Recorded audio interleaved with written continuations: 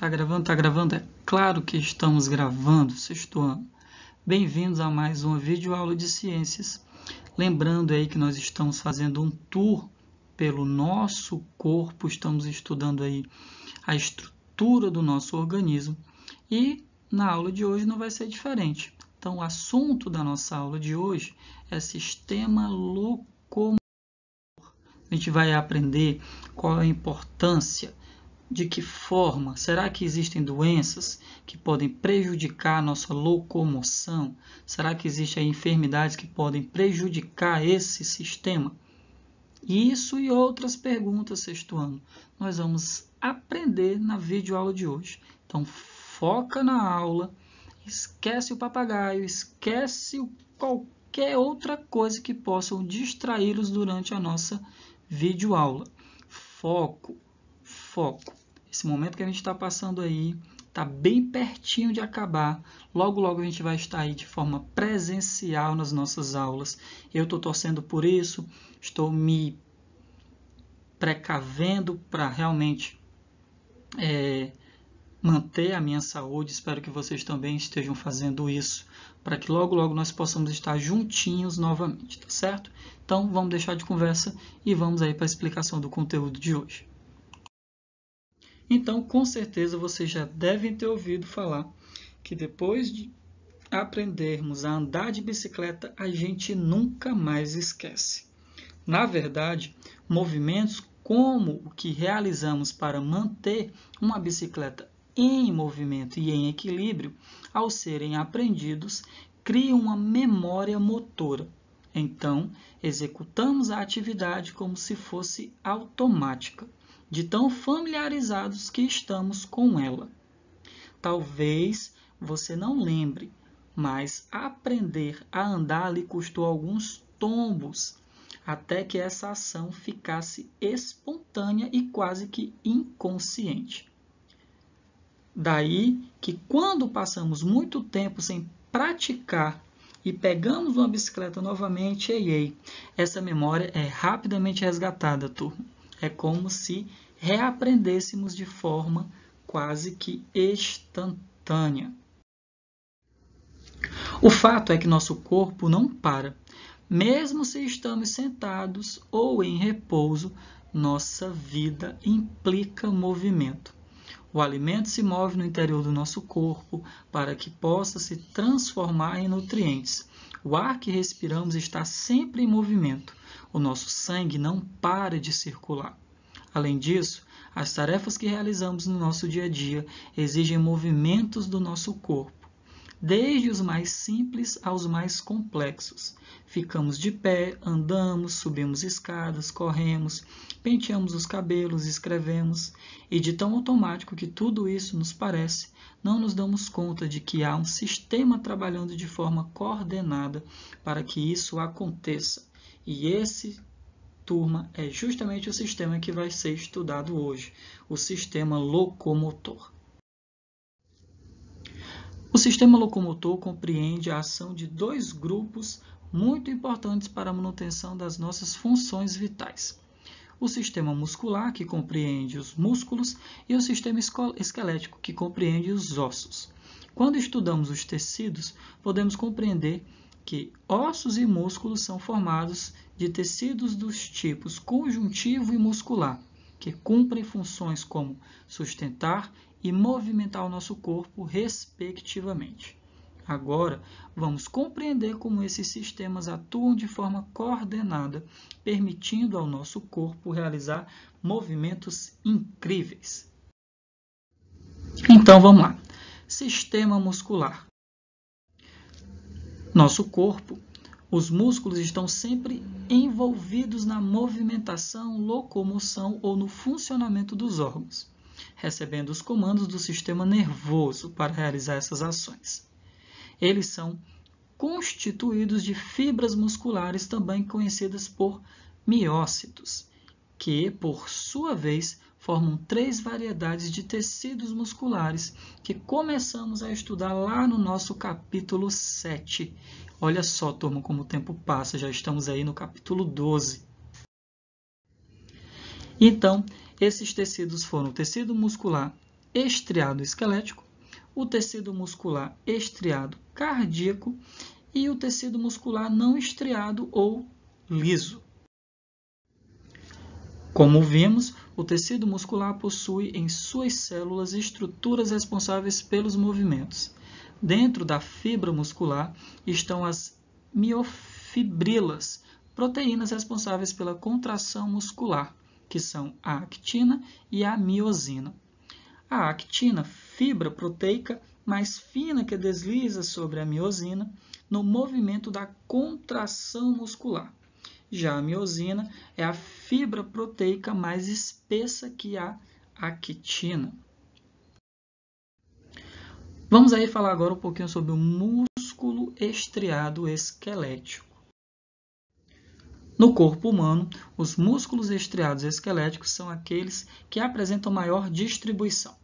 Sabemos que eles apresentam contração voluntária, ou seja, sob a regência da vontade do indivíduo, e são formados por fibras fusiformes, multinucleadas, ou seja, dotadas de vários núcleos. São eles os responsáveis pela locomoção e podem variar de forma e tamanho de acordo com a localização e função que desempenham. Podem ser pequenos, como os músculos da face, ou grandes, como os da região glútea, que são as nádegas. Ligam-se ao esqueleto por meio de tendões, estruturas fibrosas formadas por tecido conjuntivo denso. Os pontos onde ocorre essa união são chamados de fixações musculares. Vamos agora falar um pouco sobre o músculo estriado cardíaco. Esse tipo muscular possui estrias, um ou dois núcleos centrais. Apresenta contrações involuntárias e vigorosas, com a capacidade de contração necessária para bombear o sangue para as diversas partes do nosso corpo. Músculo não estriado, liso ou músculo visceral. Esse tipo muscular é encontrado em vísceras como o estômago, o intestino, o útero e os pulmões, e nos vasos sanguíneos. O tecido muscular liso tem movimentos involuntários e de contração menos vigorosa. Suas células possuem apenas um núcleo. Esses músculos são responsáveis por movimentos como os peristálticos realizados pelo estômago e pelos intestinos, que conduzem o bolo alimentar na direção correta para as etapas da nossa digestão. Vamos agora falar um pouco sobre a contração muscular e a fadiga.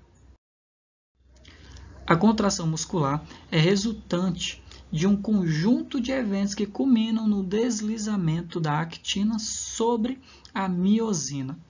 Para que ocorra a contração muscular, além da necessidade das miofibrilas, o músculo precisa de cálcio e de uma molécula capaz de armazenar energia, a chamada adenosina trifosfato, que é a ATP.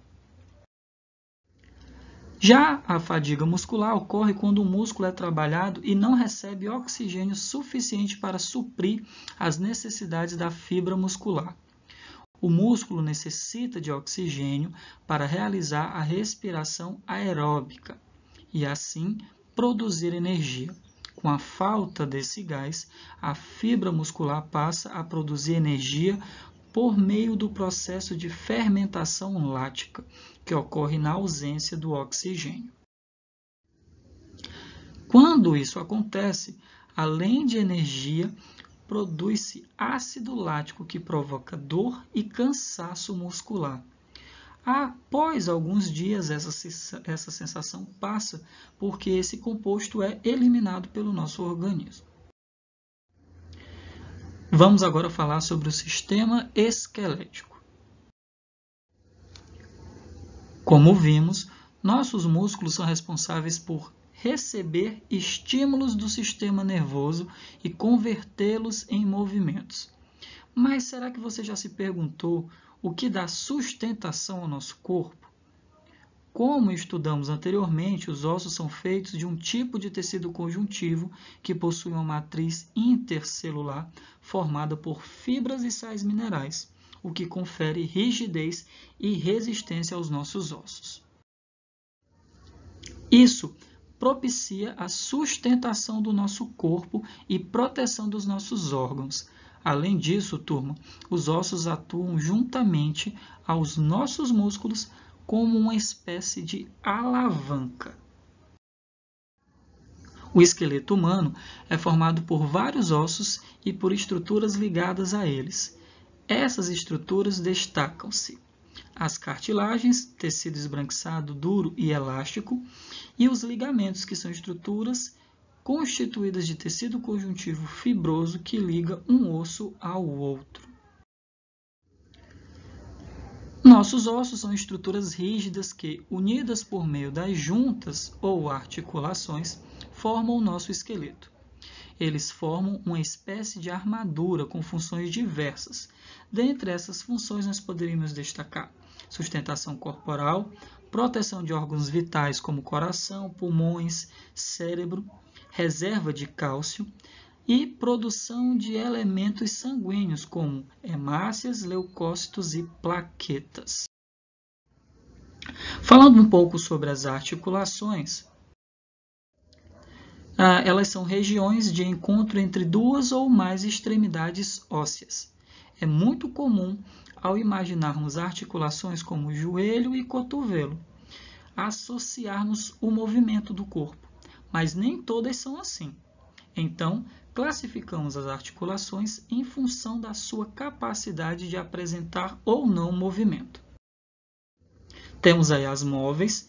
Quando apresentam movimentos amplos, as articulações móveis, de acordo com o tipo de movimento que realizam, são subdivididas em dobradiças, como as encontradas no joelho e cotovelo, e encaixe, como as encontradas entre o fêmur e o quadril e entre o húmero e o ombro.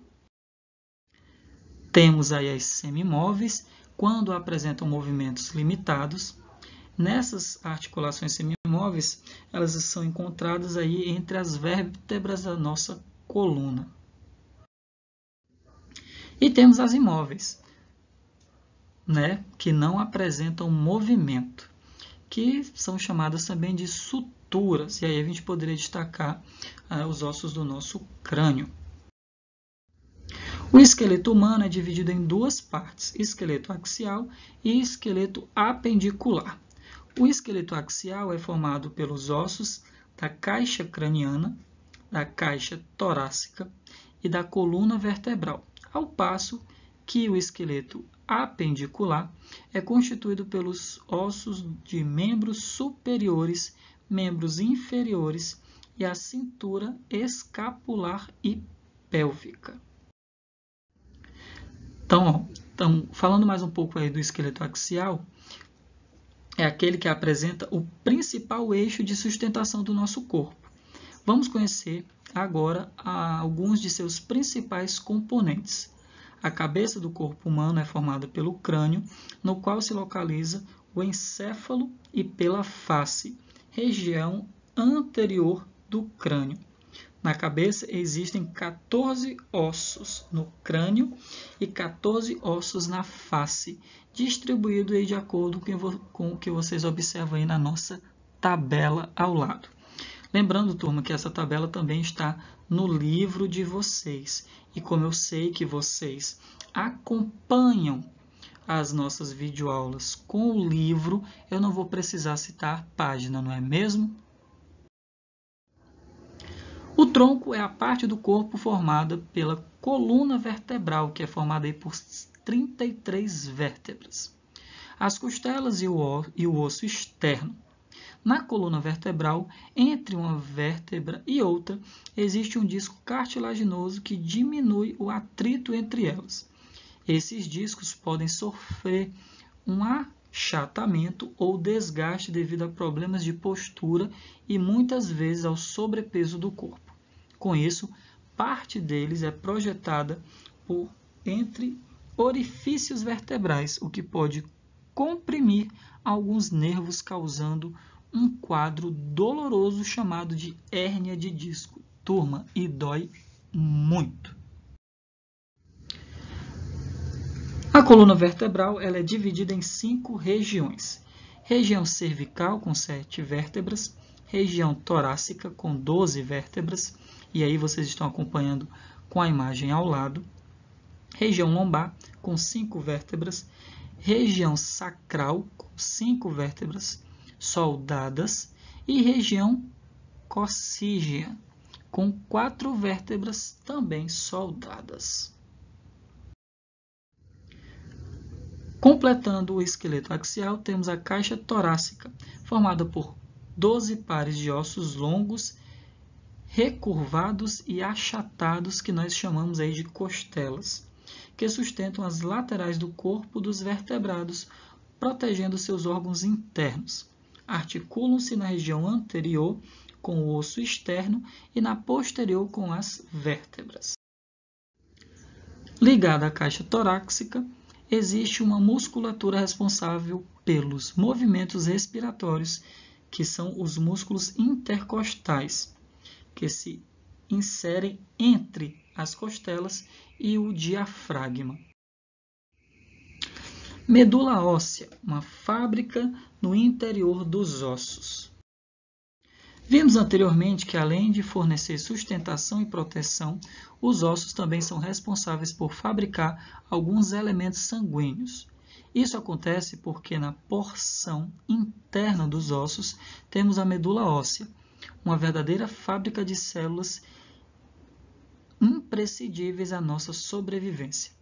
Ela pode ser de 2 tipos: a medula óssea amarela, conhecida popularmente como tutano, preenche o canal medular e é responsável pela reserva de gordura, e a medula óssea vermelha preenche as extremidades de um osso longo e constitui a região na qual há a formação de células sanguíneas.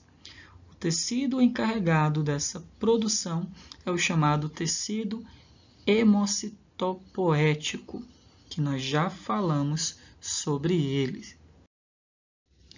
As células do nosso sangue têm vida útil, muito curta, e precisam ser periodicamente renovadas. Por isso, a medula óssea é tão importante. Algumas doenças, como leucemia e linfomas, podem afetar o desempenho dessa fábrica, comprometendo algumas funções importantes do organismo. Felizmente, a tecnologia nos permite transplantar a medula óssea, desde que haja compatibilidade entre o doador e o receptor. Com isso, a inserção de células normais de uma medula saudável, substituindo a medula doente, pode reconstituir as funções dessa importante fábrica de células. Vamos agora falar sobre o esqueleto apendicular. Compreende, além dos membros, os ossos pelos quais esses membros se ligam ao esqueleto axial. O esqueleto humano possui 2 tipos de membros: os superiores e os inferiores. Os membros superiores são formados por braço, antebraço, pulso e mão.